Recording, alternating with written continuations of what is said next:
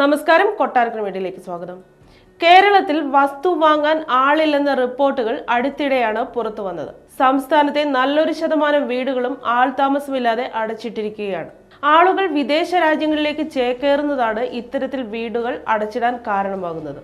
കേരളത്തിലെ വീടുകളുടെയും വസ്തുക്കളുടെയും പൊതുചിത്രം ഇങ്ങനെയാണെങ്കിലും വസ്തുവോ വീടോ വാങ്ങാൻ ഇറങ്ങി പുറപ്പെട്ടാൽ ആളുകൾ ചോദിക്കുന്നത് വലിയ വിലയാണ്. ലക്ഷങ്ങൾ കയ്യിലുണ്ടെങ്കിൽ മാത്രമേ ഇന്നും കേരളത്തിൽ വീടും വസ്തുവും സ്വന്തമാക്കാൻ കഴിയൂ. എന്നാൽ വെറും 270 രൂപ മുടക്കിയാൽ വീട് സ്വന്തമാക്കാൻ കഴിയുന്ന ഒരു സ്ഥലം ഈ ഭൂമിയിലുണ്ട്. ആ പ്രദേശത്തിന്റെ വിശേഷങ്ങൾ നമുക്കൊന്ന് അറിഞ്ഞു വരാം.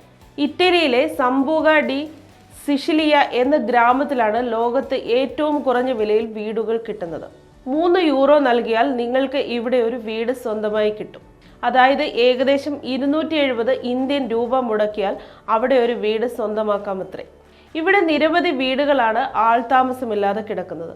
വാസയോഗ്യമായ വീടുകൾ നശിച്ചു പോകാതിരിക്കാൻ വേണ്ടിയാണ് അധികൃതർ ഇത്ര കുറഞ്ഞ വിലയിൽ വീടുകൾ വിൽക്കാൻ തീരുമാനിച്ചത്. ഗ്രാമത്തിൽ ഒഴിഞ്ഞ വീടുകൾ ഉണ്ടാകാനും ഒരു കാരണമുണ്ട്. 1969 ഈ മേഖലയിലുണ്ടായ വലിയൊരു ഭൂകമ്പത്തെ തുടർന്ന് ഗ്രാമവാസികൾ കൂട്ടത്തോടെ വീടുകൾ ഉപേക്ഷിച്ചു പോവുകയായിരുന്നു. ആൾതാമസമില്ലാതെ വന്നതോടെ വീടുകൾ നശിക്കാൻ തുടങ്ങി. ഇതോടെയാണ് ഒഴിഞ്ഞുകിടക്കുന്ന വീടുകൾ നിസാര വിലയ്ക്ക് വിൽക്കാൻ അധികൃതർ തീരുമാനിച്ചത്. അത്ര മോശം വീടുകളൊന്നുമല്ല ഈ വിധം വിൽക്കുന്നത്. അല്ലറ ചില്ലറ അറ്റകുറ്റപ്പണികൾ നടത്തിയാൽ താമസിക്കാൻ പറ്റുന്ന സാമാന്യം വലുപ്പമുള്ള വീടുകളാണ്.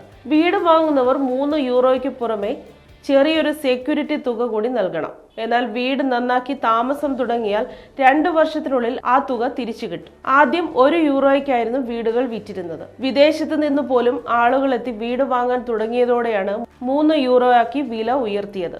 ജനസാന്ദ്രത കൂടിയ രാജ്യങ്ങളിൽ നിന്നാണ് കൂടുതൽ പേരും വീടുകൾ വാങ്ങാൻ വരുന്നതെന്നാണ് റിപ്പോർട്ടുകളിലുള്ളത്. ഇത് ഇറ്റലിയിലെ കഥയാണെങ്കിലും കേരളത്തിലും ഇത്രയും വില കുറഞ്ഞില്ലെങ്കിലും സമീപ ഭാവിയിൽ വസ്തുവിന്റെയും വീടുകളുടെയും വില കുത്തനെ ഇടിയുമെന്നാണ് റിപ്പോർട്ട്.